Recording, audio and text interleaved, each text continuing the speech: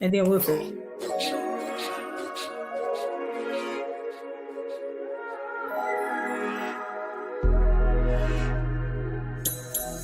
Are you ready for cocktails and conversations? Are you ready for cocktails and conversations? Are you ready for cocktails and conversations? With your host, the unapologetic diva, Dr. G, the girlfriend therapist, Dr. Cortina Lewis, and the networking extraordinaire, Diana Richardson Philippus. Are you ready for cocktails and conversation? This is HERspiration Happy Hour.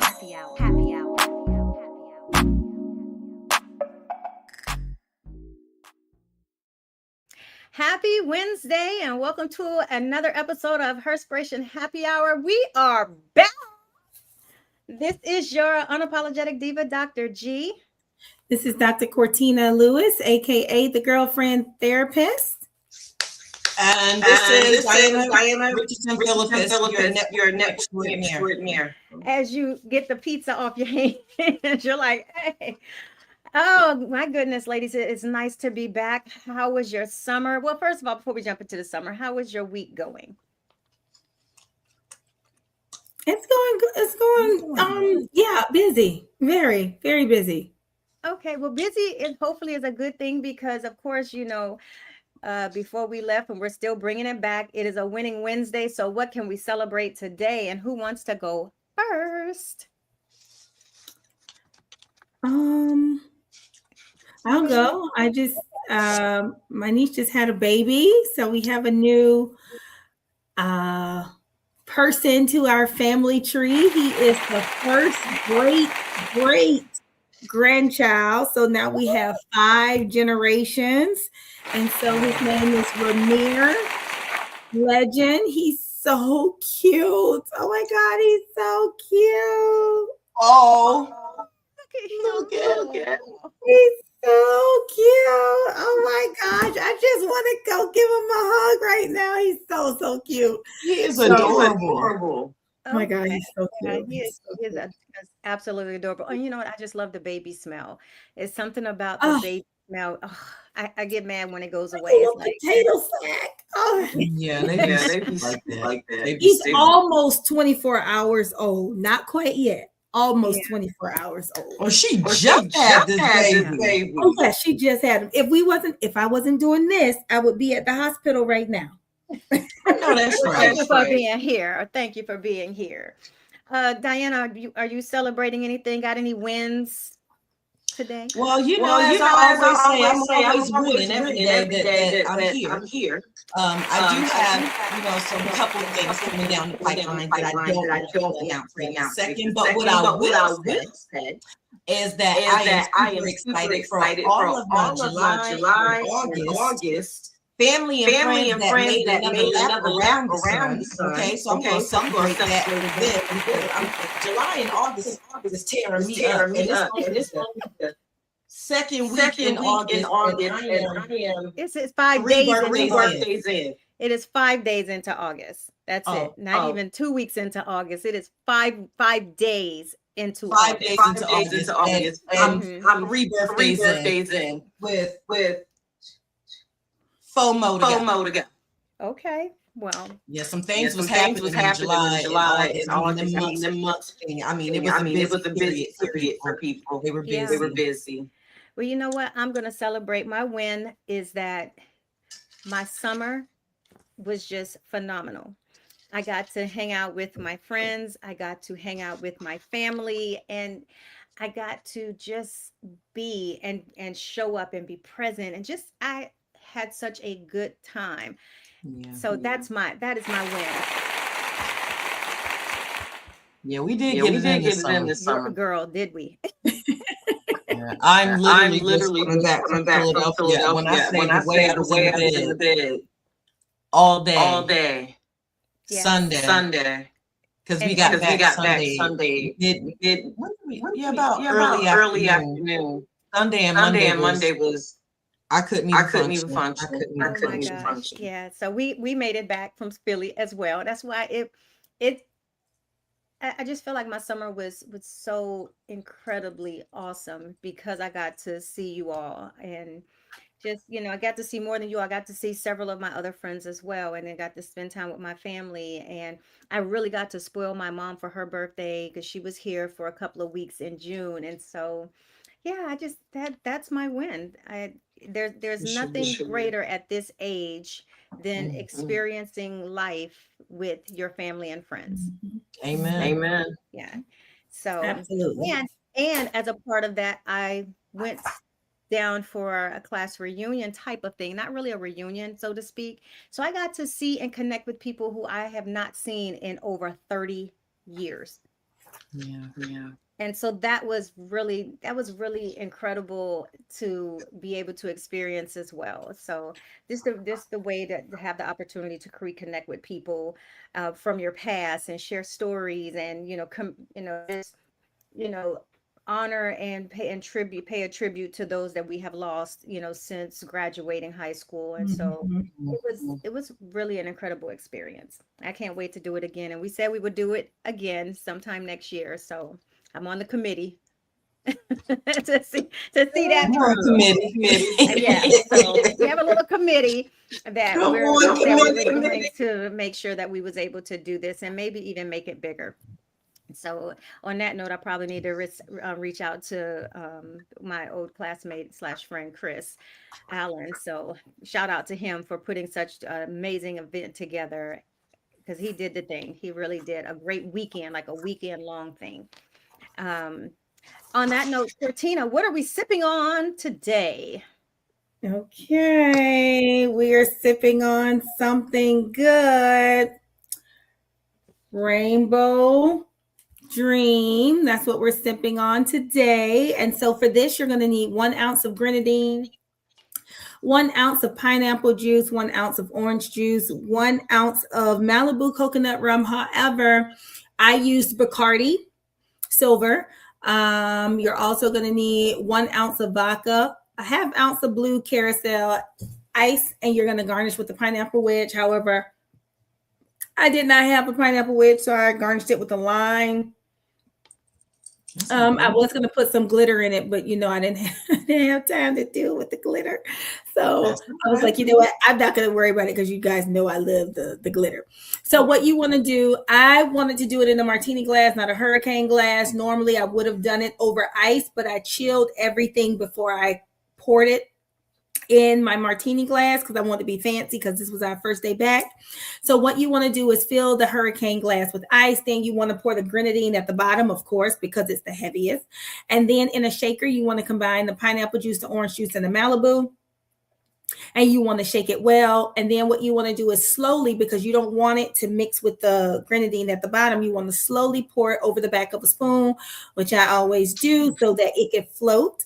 And then what you want to do is, again, on the back of a spoon, you want to pour the blue carousel on top of that, the back of the spoon again as well. And then you want to garnish it with the fruit or cherry. My cherry is at the bottom in the red. I don't know if you all saw it.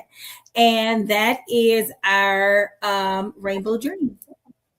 That sounds delicious. It really does. But see, I would do the Bacardi Silver like you and the Malibu. I think that's a good mixture to have both of them. Mm-hmm. I mean, that's just me. I know that's extra good. I will put both in there. And you know what? Really quick, let me also, while we are on here, first of all, say happy birthday to Shay. Her birthday was yesterday. And so that's why she is not on the show. She is celebrating her birthday all throughout throughout the rest of the week. Secondly, I just want to shout out Cortina. Girl, let me tell you, it has been such a long time, or had been such a long time, that I had attended a real house party. Come on. Girl, you did the damn thing. First of all, Yes, I need to know who helped you out. Who helped you all move the furniture back to take all the I furniture? don't even know, because I know all the husbands help. Don't you move it out? Yeah. I was so mad on Sunday, I'm going to be honest, because I went to go drop Morgan off at the train station. I came home and my dance floor was gone. I was like, I wanted to keep it down some more. Oh my gosh. But our house is still not 100% all the way back together yet. Oh, wow. Oh. Okay. So Yeah, it's life has been busy. We were sick. I was supposed to be in Atlanta for the kids' red carpet. Well, Morgan got the sickest. So that was that. And then I started getting sick and I was like, oh my God, no, not on this day. So even I don't know that she wasn't feeling well, but where the chairs are supposed to go, they're not necessarily back where they are. Some of the decorations are still in the dining room on the table. So we have not even been able to clear that because when I pay for something, I don't want to throw it away. And so I want to make sure I get my money's worth because so it's just still there. All the extra alcohol still there. So it's I haven't had time to get the house back to the way that it needs to be. So that's all right. That's okay, but it was an awesome party, girl. It really was. House party for real. House party for real. Like, what was it called? Like the movie house party. It was a house party. We had such a good time, and I like all the themes, and even starting Friday night was fun. Really nice. We had such a good time at the R&B party, and we did. It was great. Such a great time. I had so much. I was like, oh my God, I wish my girlfriends could stay for longer. I have my microphone. Mine is deflated and packed now, but I have mine too. I kept it. I don't have nothing. I put it right there on my shelf. I was like, I don't know what I'm gonna do with this. Yeah, but if y'all saw my we need I don't have anything. Like, look at my desk. Oh, it's empty. Oh. I have no books on my bookshelf right now. I have boxes in my closet. I have everything really taken off the wall. Minus like one thing I need to get from up there. Yeah, I'm gonna be. That's that moving life, baby. No, for the faint of heart. At all. So I have been taking down and just packing stuff and sorting through the stuff and getting rid of things that I don't want in preparation of this move. And I never realized I had so much, but I guess packing up a 4-bedroom house is a lot. You never know how much stuff you really have until it's time to move. At all. That is true. You're putting stuff in closet, like, oh, we can just go there. Yes. And so that's why I said what I'm doing is I didn't want to wait to the last minute. So for the past like almost 2 months and a half, I have been packing and getting stuff. So then I went and got the big boxes. And so I have, bags like the carry-on or the whatever bags that you can pack where I have all the linen and stuff in there, stuff that I'm not using. I have already today, I broke down a lot of my closet and anything that I'm not going to be wearing for the next like month.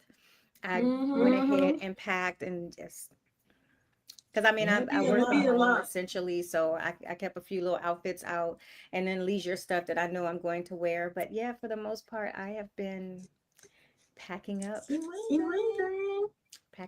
house. Yeah. All right. Can't wait to see where we go next. I know, right? Excited though, but I would just put it out there. Yeah, it would be Charlotte. I'm excited about adventuring somewhere else, and it's going to be different because having just gotten married, and Jay and I have lived here for a long time. I mean, I've been in the same house for 9 years, and he's lived here his whole life. I've kind of moved in different places, but to experience a new area together, that to me is like, that's like real married life at that point, because you are getting situated and having to learn a new normal together. So exciting. It's exciting. Well, you should be. I think it's going to be a great adventure.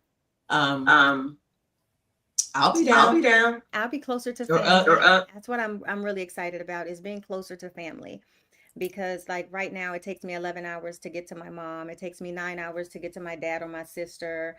It takes, I don't know, almost 10 or 11 hours to get to my other sister. It's going to be really great to be closer. And like, it puts us right in between, so I can get to my family, he can get to his family. Now I'm trying to think of what I want my office to look like. I might change the color scheme. This is staying in my office. That my Black girl artwork staying in the office. It's got to go. it's got to go with me. Okay. But I need a new. Good. Yeah. So yeah, I like change. I like new things. And so I always say some things have to go because not, when I get a new space, you know how you just want new things? All I'm the like, time. I want new things. So, so I can't wait to see finally figure out where the house will be in the Charlotte. Yeah, never know. Wonderful. Yeah. So what are some things that's going on that we want to talk about? We've missed a lot throughout the summer. There's so many different conversations have been going Right. on. I guess first of all, let me ask this question because I've been seeing it a lot on social media. What the hell is in the creek mean? Quiet on the creek. Quiet on the creek. What's the quiet? What's that mean? Who laughed? What? Will I be cracking up? So I think it means being quiet. No, that's I not think the maybe context. I've been seeing it. So somebody who's watching, I mean, tap in the chat, or hit us in the DM, or put a comment on later on. I just want to know what "quiet on the creek" means. I said I know I'm old when I just missed some of the slang, and I don't know what the mean. Oh, Cortina, you're looking it up. yeah, I mean, so this is what I thought initially when I heard it. Like, don't tell everybody everything. You be quiet on the creek. Okay. Some people have said that when you're fishing, if you're talking, you're going to scare the fish away. So you want to be quiet on the creek. But I think it has a different meaning now. There was someplace else where I saw, because I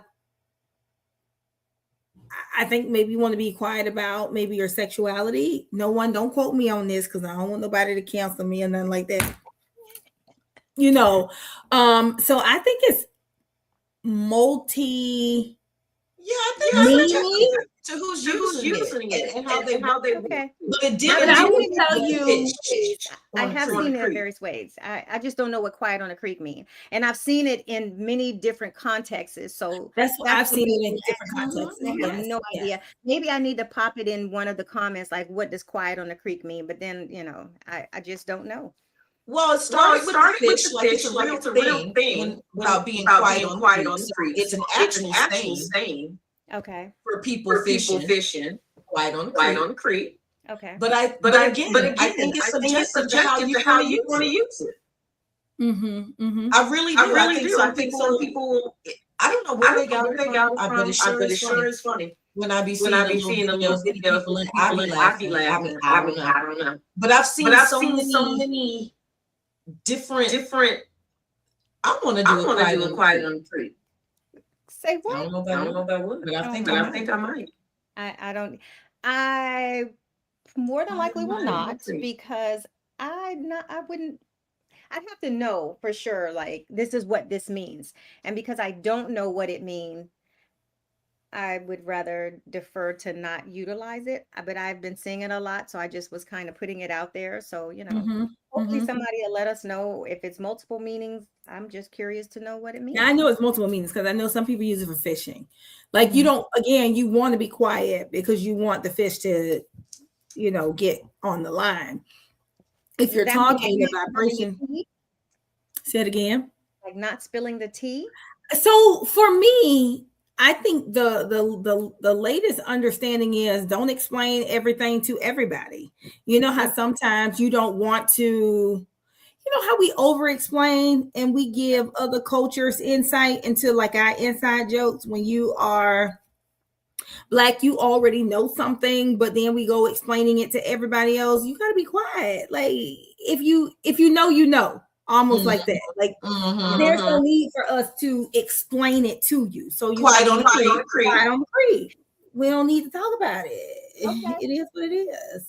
Well, okay then. All right. So yeah. I like the song, but it was real catchy. And with a song? Yeah. Oh. Yes, I love the song. Oh my God. You haven't heard the song? You haven't heard the song, Pam? That's what I'm saying. And it'd be like, who laughed? I definitely have not heard it then. Girl. Look here, I've been I'll be up on nothing if I even heard it. you know. Gotta be real quiet on the creek.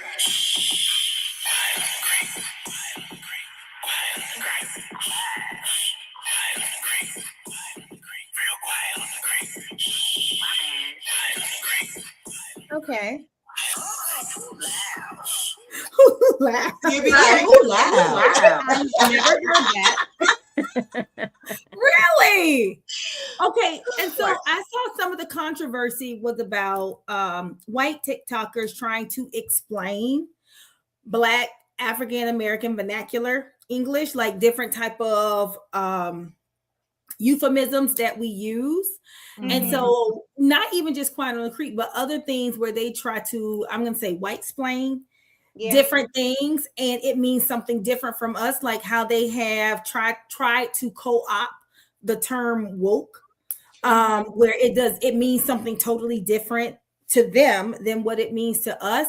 And I think that's a broader issue of we're always trying to invite somebody to the cookout, but are they really with us? You know what I'm saying? Or are they just trying to cosplay like they are down with the culture, but they really not down for the struggle or for the fight or for the real issues that we have to fight against. And so I know some people was upset about people who are not even in the culture trying to explain what it was and getting it wrong. And so they were like, we're not going to explain anything. I see this a lot, even before Quiet on the Creek, the song came out. I would see this in some discussion boards and different groups about how we need to gatekeep some of the things in our culture, because what happens is those things will become co-opted, and then history will be rewritten, and it's almost like it did not even come from us, almost like the bonnets. So now you got someone who is selling bonnets for, I think they like $200, but when we wore it, ain't nobody worth $200. You know, and then you have the girl who is, which she does a phenomenal job. I got to give it to her, but she is charging to teach people how to braid and to, like, she's getting a lot more. I think I know who you're talking about. She is good though. She's good. She's a Caucasian girl, but she's getting a lot more visibility as it relates to braids. And it's like Black people have been braiding forever. So what's so different? Why is she getting all of this publicity when Black women in their homes, whomever, they have been braiding for centuries? Even we know that there were different braids. Let's go back to the root. And even here, there were different braid patterns, and they were really maps to show you where to go. I learned that depending on the map, they knew if they were safe, where to go, how to maneuver, and that was their way that they would not be found. So I just found that so intriguing. I learned that when I went to Colombia. Me and Jay went to Cartagena. Well, we went to a different area, but it was in Colombia. And all the pictures on the wall had different things, and they were explaining, the creation of braiding and how, the way it was mapped. And I just thought, wow, the things that we take for granted or don't really understand, or things that we aren't taught. And we use it style. And they're using it for style, and it was for freedom. Yeah, absolutely. Using it for freedom. So I just but this is the thing. The amazing thing that we have an opportunity to do when we learn those things is to educate others, because when we don't, then you have people whitewash our history, which is a lot of times what's happening, because they want to tell their side of the story, and their story is from a perspective that they really can't even understand. That's just my own personal opinion, but that's how I feel. But you know, Tina, when you say that, the culture we need to gatekeep, right? Some of the culture. I would love to see how they're going to do that, because every especially our younger generation, everything is social media. They put everything on social media, and when you put it on social media, any and everybody is able to witness that. Because I always stick with when I see other what's the word? I don't want to say racist, but y'all know what I'm trying to say. Other nationalities. Okay, nationalities. You know, doing the rap songs. I just seen the cutest girl the other day, woman's kind of girl. On it was somebody suggested on TikTok. And she was doing I don't want your man, but I got it like that. I was like, look at you. She was like, I don't want, she was dead serious. And then the rap songs with Trina and all these different things. But I know that we like to say that they don't understand, and some of them are just trying to be involved in our culture, really not down with the struggle. But then I would like to think that there are some that really do. There is, they with us. Let me put it that way. I know all of our because of course they wouldn't. But they're with us. Got a couple. Okay, go ahead, Cortina. Yeah, I was gonna say, I think sometimes that comes with the friends that we have that are of other persuasions, because there are some people who you would think are with us, but they're really not. And then there are some people that are like, for real. Yeah. Down with the culture, right? Mm-hmm. And they don't agree with the way that society is running right now. They will speak out when things are oppressive, whether it be, racism from one person or systematic oppression of the entire Black culture. And I just saw this thing yesterday from the UK where there is this bubbling racist theme happening in hospitals where there are some people refusing to get treatment from Black nurses. And I was stunned that this isn't like a huge issue, that the BBC was doing a story on it. I'll send it to you guys. I saw it. I saw it just yesterday, and I was like, you need help, but you're refusing because the provider is not the color that you want for them to be. To me, to be in 2026, and this is still an issue, that is a huge problem. And I'm not saying that we can cure it, but I don't know how we help people not be blinded by their own racism, right? Because we can be so much further in the world, just like with the World Cup, how Venezuela is the most, like, everybody was rooting for Spain. I know that's the only reason why I was rooting for Spain, because I did not want Venezuela to win, and they did not win.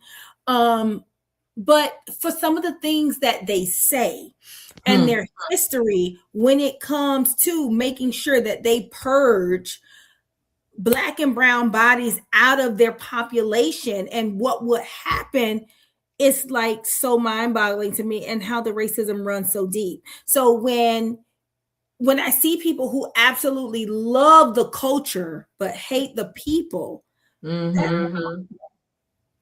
a problem. You can't love the culture but hate the people who create it. And I say, Black people, we are so influential in music, in arts, in sports, in almost everything. You can go anywhere and you can hear somebody playing R&B, hip hop, or whatever. However, they still believe that we are less than. Make it make sense. But you know what? They can also feel like we are less than by how we do our own culture. But I think that goes. We don't support, we don't praise as much as some of these other cultures. We are so quick to do it for other nationalities. We are not that quick to do it for ours. I'm not saying we, but our culture will have a badass experience somewhere and still frequent that establishment. You have a bad experience with a Black owned business and you just write them off, you kind of do them dirty. And that's a problem. How and where we spend our money and how we drag our own culture is problematic, because guess what? other nationalities are looking at how we interact and support one another. And that's a thing. And so if we are not open to really truly supporting and uplifting our own, and I'm not saying it's all the time, I'm saying it happens. And so other people are seeing that. And so if they're looking at it and they're saying, well, if they don't want to frequent their own people, why should I? It's a thing. I think it's part of a different systemic issue. I think it's because we put more responsibility on people who look like us, right? We think higher. It's almost like when you're raised as a Black woman or man, you have to run faster, jump higher in order to get the same level, entry level position as someone else, right? And respect. I think that transcends even to the level of service. You can go to McDonald's, they can mess up your order 11 times. You go to a Black owned business, the first time they mess up your order, you want to blast them on social media. You want to say, that's why I don't frequent Black businesses. And it's like, okay, but you're still going to go to these other places that could get it wrong. And you have enough grace for them, but you don't have enough grace for your own people. Nobody is perfect. And so if the business is trying to correct the problem, why can't you just, report it to the business and say, hey, this is something that you want to, work on? There is not enough room, I feel, and I'm speaking in generalities right now. I feel like there's not enough room where people can give grace to Black owned businesses. And I'm going to say that I'm going to be very honest. I like to patronize Black hair stores. But I find myself going to the Asian hair stores because they are cheaper as it relates to their prices. However, after watching, I think it was a documentary, and learning how the Asians, they support each other. So they have the ability and the volume to have their prices lower. When Black people go into the beauty industry to have hair stores where you can get their products, they're not given the amount of credit that other Asians. That's what I was ready to say. They have to buy at a higher rate. And so that was kind of like my turning point, where it's like, I might have to spend $3 more because at the Black establishment, because it was harder for them to break into the business to begin with. And so I have to say, am I looking at supporting a Black business? Because they're not doing anything wrong. They have to price themselves at a different price point because of systemically how that business is functioning. And so I was guilty of it. I was like, girl, that price is too high. I'm going over here to Mingling and I'm going to get, these hair products or what have you, because I'm saving, and let's just be real, I'm saving maybe like $10 out of my everything that I'm buying. Well, what I can say, because Brownsville Beauty is in some Black owned beauty supply stores. I will say this firsthand from at least one of my people. It isn't the price for me, because I do go to Black owned beauty supply stores. I do. But I cannot say that I don't still patronize Asian beauty supplies. And it isn't the price for me. It's the variety. And that goes back to your point, where when Black business owners in the beauty or beauty retail space, they're trying to get I still stocks. They are not afforded the same type of credit line. They have extremely steep prices, to stock their shelf. Whereas other persuasions, right? They get it a lot cheaper. And I will say this: they upcharge too. There's certain things that I get my hair. FYI, Moroccan oil. It is the It is the Moroccan Moroccan oil oil made by, it's in the it's in blue. the I blue. can't I can't remember. remember. I can I get it. can But get it. it But is it is expensive. They expensive. have They like a have whole like a line. whole My line. hair My loves hair it. loves it. They They have have gone gone for my for my medium medium bottle bottle from from $34 $34 to now to now $50. $50. Okay. Okay. My My black-owned beauty black-owned beauty supply supply retailers, retailers, they can't they even, can't even like they like can't, they they can't. don't They have don't it. have it. So I So I have to, have you to. understand You what I'm understand what saying? I'm saying? Like I said, I could go on Go on Amazon. Just let Amazon. me Just check let it me check it myself. Hold myself. on. Hold on.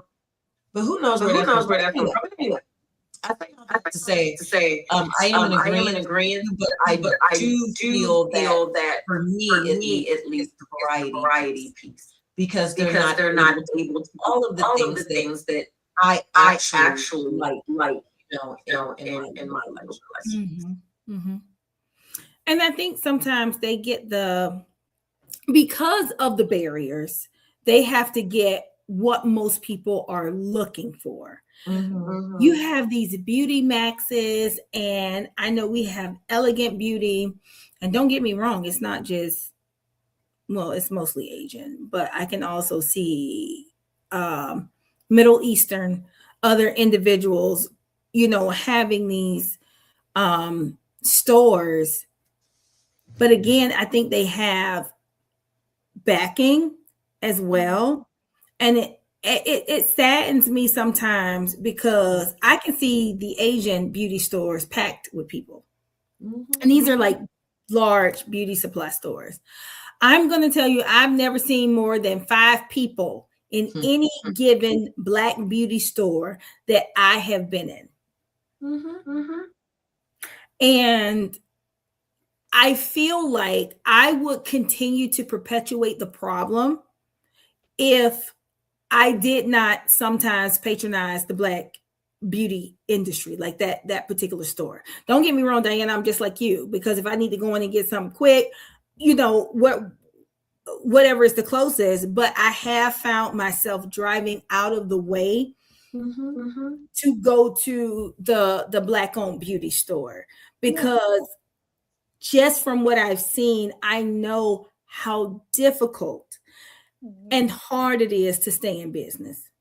Absolutely. And Absolutely. let's just talk about one other fact. You can go in some Asian-owned beauty supply stores, okay? And they're following you around the store as if you want to steal something, child, because I know I've had those experiences. But yet, predominantly it's Black people in those stores paying your bills. Yeah. Come on, somebody. Yeah. I remember one time I was like, what? Yes. Like, baby, I do not need to steal a 10.99 bottle of edge control. Do you hear me? I don't need to steal nothing. Yeah. Let alone that. You don't get back behind that. I very seldom go into beauty supply stores anyway. I have one up the street. I think I went in there. I was looking for some edge control for my mom and bought me some then. But I also, if I go and get my hair braided, they're already providing the hair. And typically my spray is from a Black owned hair company, Organic Grow. And I've been using them for my natural hair and everything since 2018. When I went natural, I have been using that product and that's what stays here in my house. I don't really veer from it. I have tried like Taraji's brand. I have tried Tracy Ellis's brand. And that's usually if I'm in waiting between something because I can get that a lot faster. When I'm slow to order my hair products when I realize I'm out. But I've been so consistent with trying to support Black hair care for myself. And so outside of going to get my hair braided, which is a Black owned or African owned hair 24-hour hair salon, and I don't worry. Other than that, I try to be Black owned with a lot of my beauty products. I mean, from my face to, Diana, know I would support her brand, still waiting on my stuff. But, but I do try to, I'm talking about my eye cream and stuff. I know I need to my life together.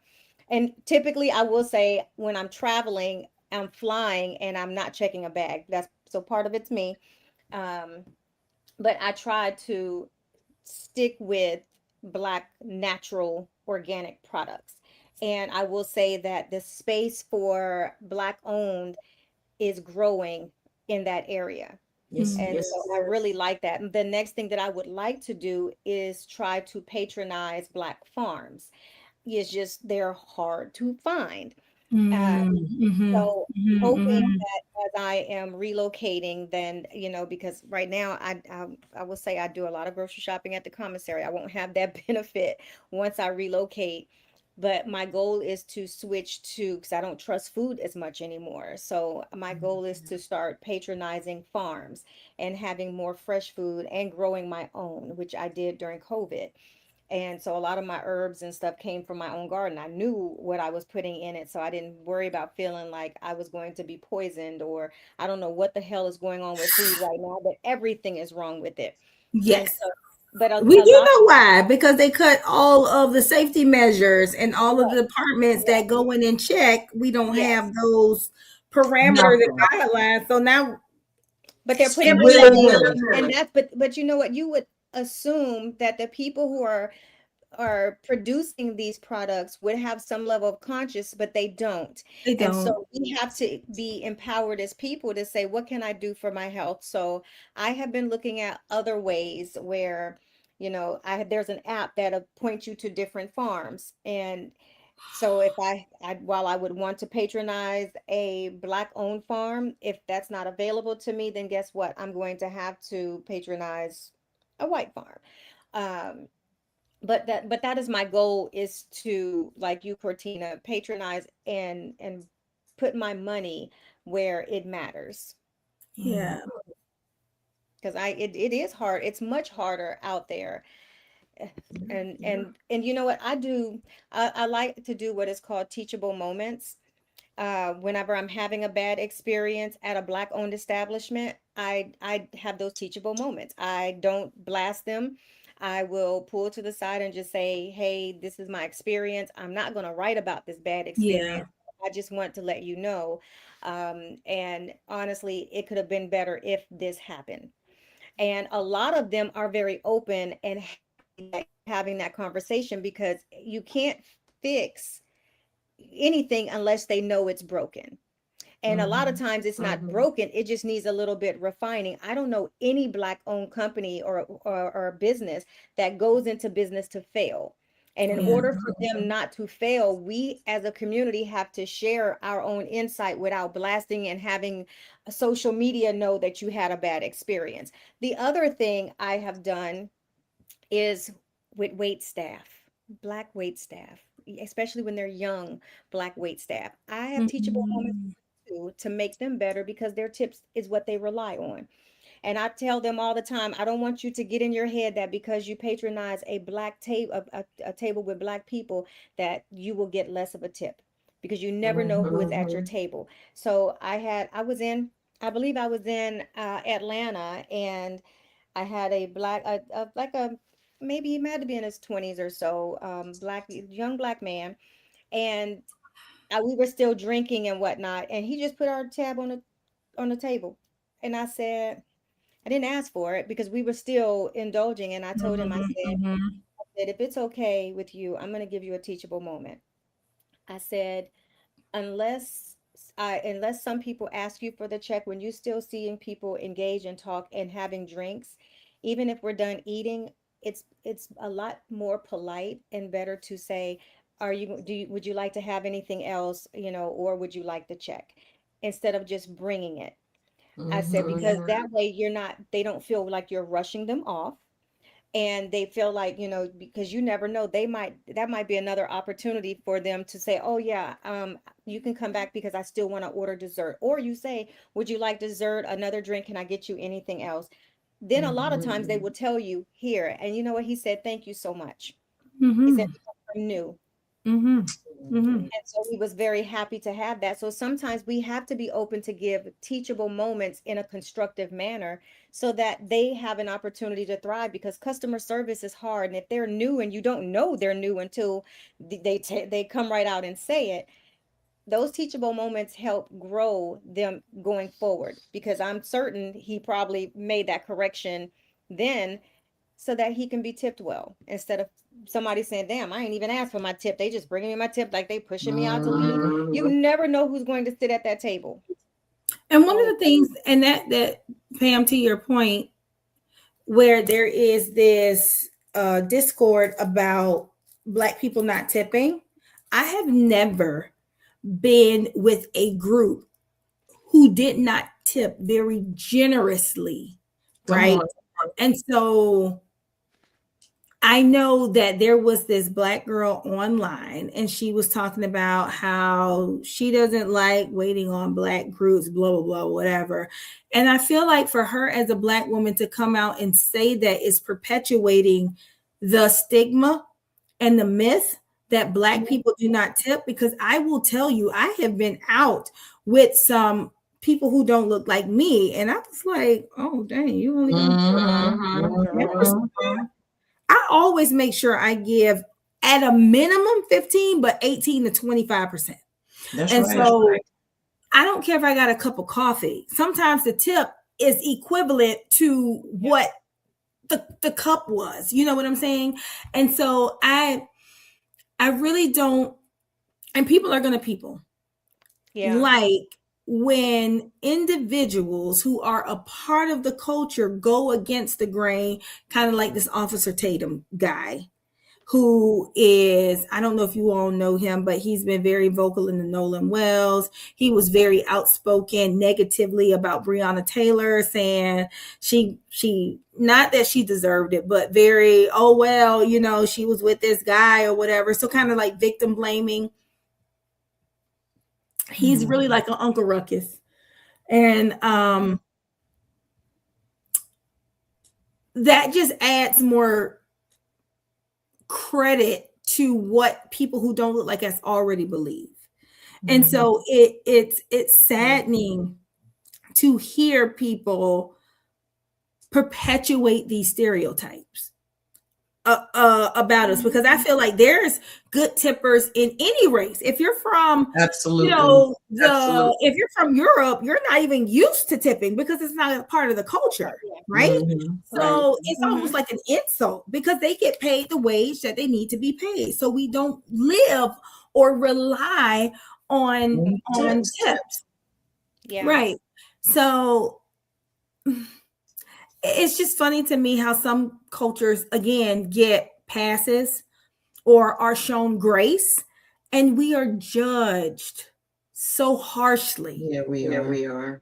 Yeah. Even by our own kind. Oh, yeah. And so whether you are a white tipper, Black tipper, Asian tipper, I don't care about your age, I often and most often tip commensurate upon the service. Absolutely. What I'm not going to do is you took the words right out my mouth. Yeah, what I'm going to do is tip where service was not provided. And that's what I was about to say about maybe, just maybe, respect. She wasn't a great, didn't provide good customer service. Maybe that's why she. I'm not saying that, you know, as factual, but possibly. Because I do good experiences with all races. That is true. With good and bad, with all races. And when it comes down to extra money on the table, I don't tip for bad service. Now my husband, he will still tip.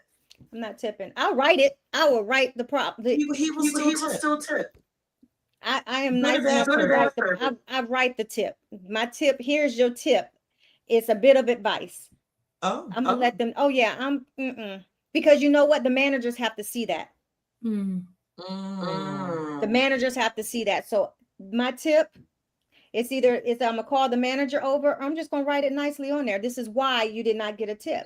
And I'm not being rude, but you know what? That's gonna have to be fixed. They're not gonna say, they're gonna just be like, oh, that person was rude, they didn't tip. Well, you know what? You can't scratch out what's on there. And I initial. Oh yeah, I don't play them games.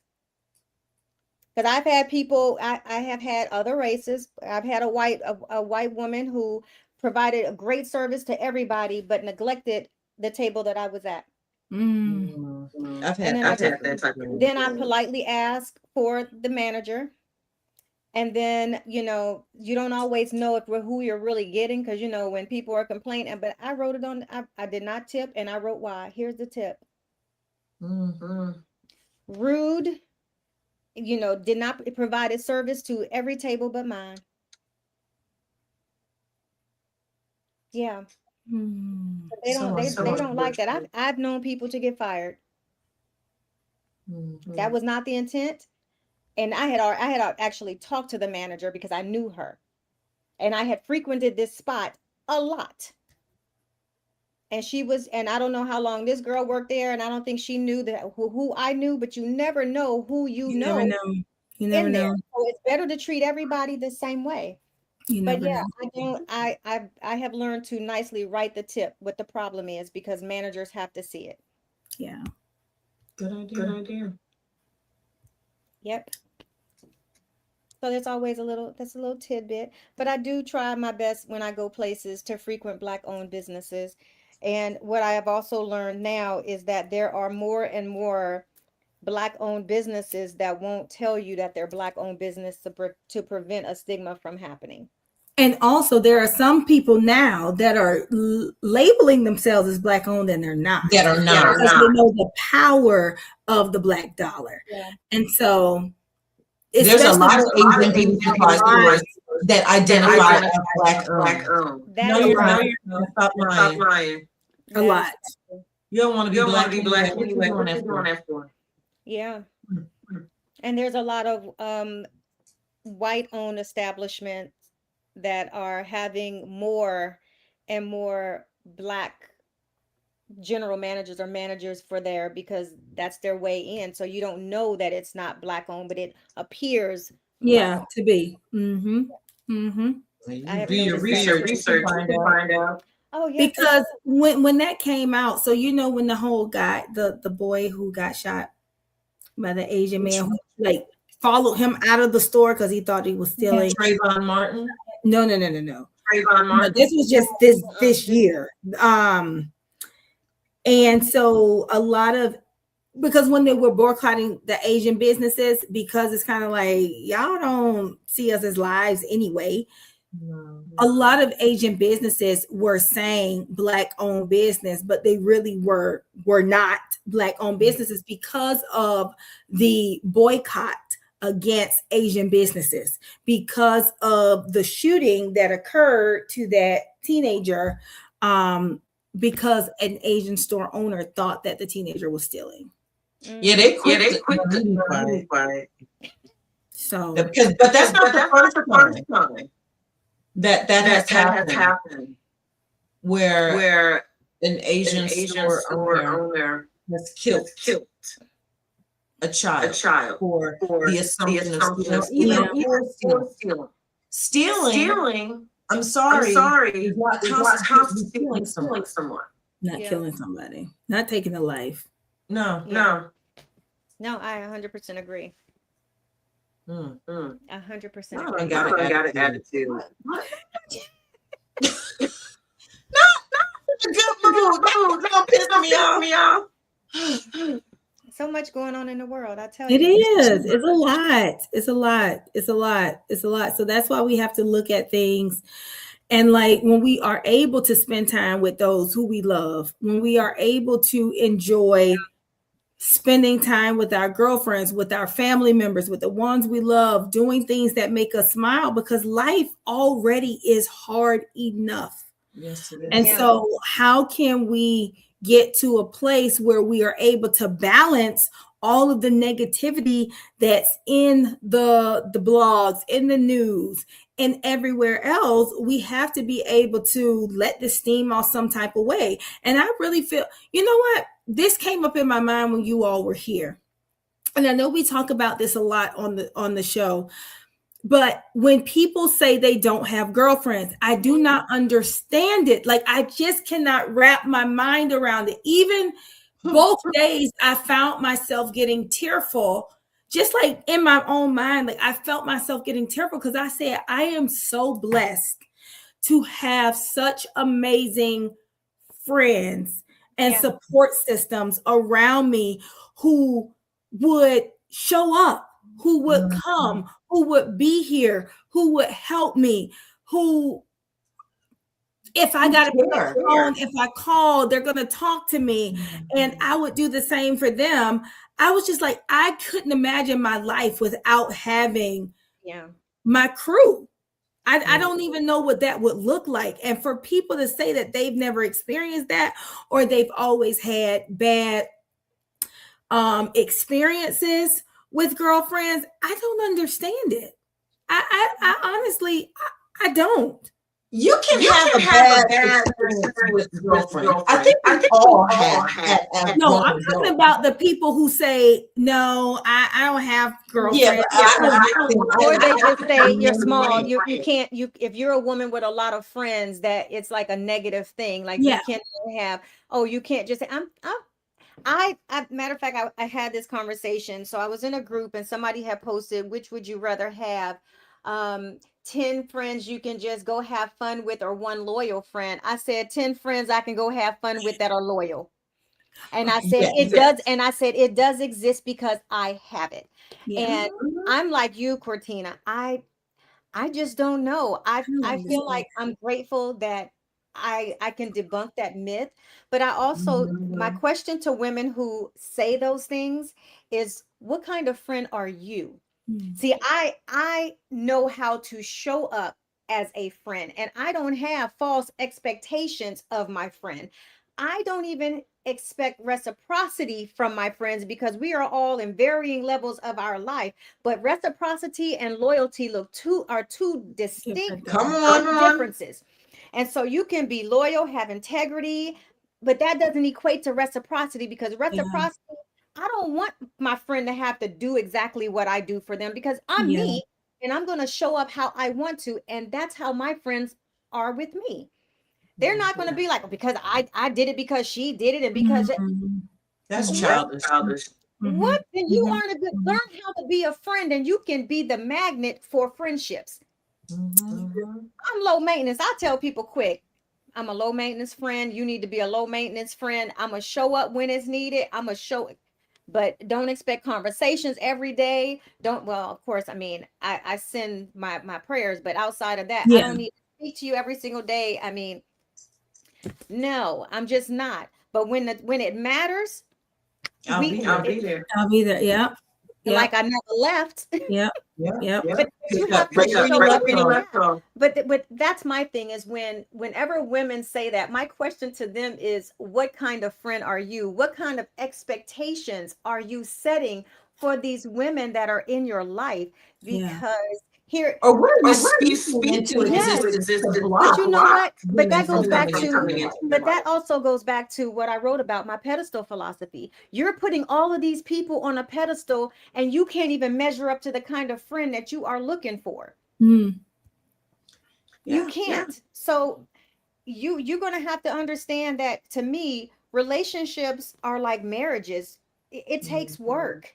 It takes commitment. It doesn't. And I don't know no marriage that is reciprocal. Sometimes it's going to be 80-20. Sometimes it's 60-40. Sometimes you got that new LMA song, 100. That is the song right there.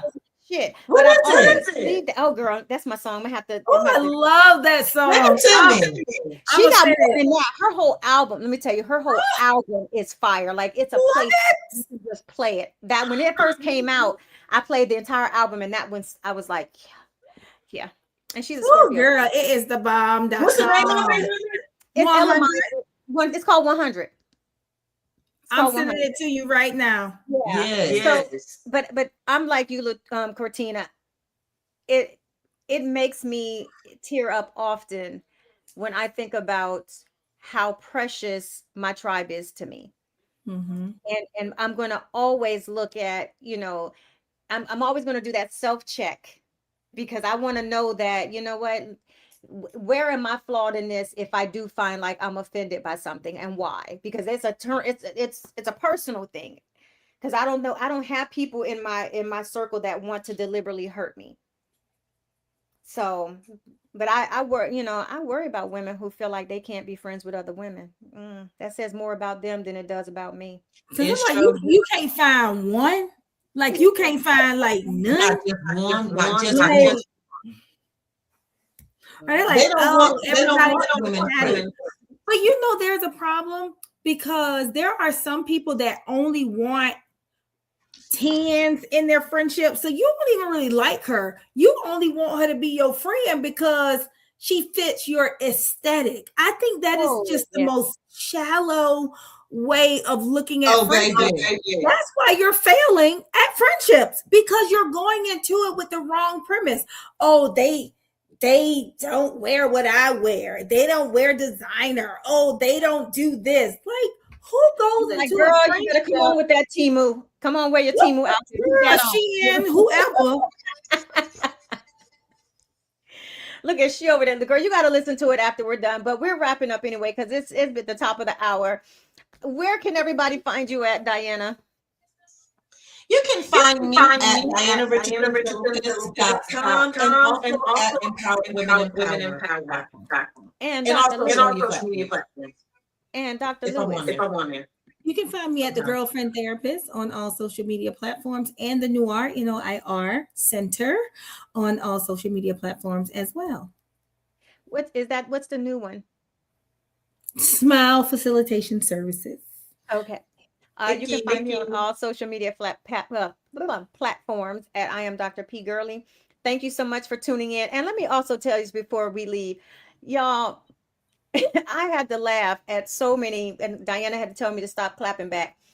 From the men's, the when we had the men on, I pissed so many men off asking about their group chat. Yeah, girl. And the comments are still coming in. I was like, you know what? You got to understand that when we are posting clips, you got to go see the entire episode to get the context. I don't care. Roll it to that point, but get the whole context before you start clapping back, because I can be unfiltered real fast. And Diana was like, no, Pam, don't say anything. And I wasn't being rude, but at the end of the day, if you don't have the right context and you're only watching a clip, then you are coming on to a female-led platform that you have zero context to. And so we appreciate that you watched. We appreciated that you decided to tune in and shared it over, oh my God, over 10K views on that. Oh wow. And so the other part is what won't be tolerated is name calling, because that's what made me really be like, the moment that I saw being called a bitch, I was like, oh yeah, what we won't be doing is this. This is a professional platform, and you can take your little raggedy ass comments somewhere else.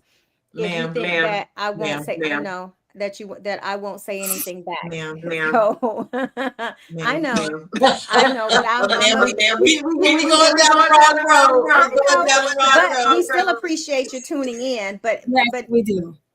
Have the right context before you do something. We are on, just go to our YouTube channel, check it out, download it on any of the podcast platforms, or even on our Patreon. And you would be able to get better context when we were talking about the group chat and what that really entailed. We don't really care what goes on in the group chat, not whatsoever. But, and we also love the fact that our husbands are friends. That's the other part about having. Right? Now my husband wasn't there. However, comma. We're going to have them all back. I said, you know what? We're going to have them all back. We're going to be planning ahead of time. I know, that's what I said. We're going to plan ahead of time. But we're going to have all the men back and have a good conversation. So, and keep the conversation going. And also, guess where one of the best places to retire is? Where? Belize. Really? Mm-hmm. With them damn it made me think about it, because I was like, oh, we were there. It's one of the number one places to retire. Really? Change my blood type or something, because them mosquitoes was tearing my ass up. Had the wrong spread. We got to keep the deep. Mm-hmm. I have deep. And Palencia specifically, I met a lady who retired there. She was from the US. She was Black, and that's where she lived. And I was like, oh my gosh. Because you guys know I don't eat fish, but there I was like, oh my gosh, it's so good. The food is so seasoned. I didn't eat anything out of the night. I didn't see I'm not you. a fan, but I ate it. I tried it there. I mean, not that I tried it, but I'm very particular. It has to be fried a certain way. But their fish, the way that it was seasoned, I was like, They did their thing. They did the, oh you know what? because you know it's real mixed. What are we It doing? will got some African and Caribbean and Spanish. It's like the best of all the worlds in their spices. So yeah, when we going back? Okay, we're gonna have to end this stream so we can have a conversation. I know. But yeah, we'll be back the same time, same place next We got to week. keep it quiet on the creek. Lord have mercy. We will see y'all next Wednesday, same time, same place. Thank you for tuning in. And as always, we love interacting with you all. So, keep the comments coming. And of course, as we always say, cheers.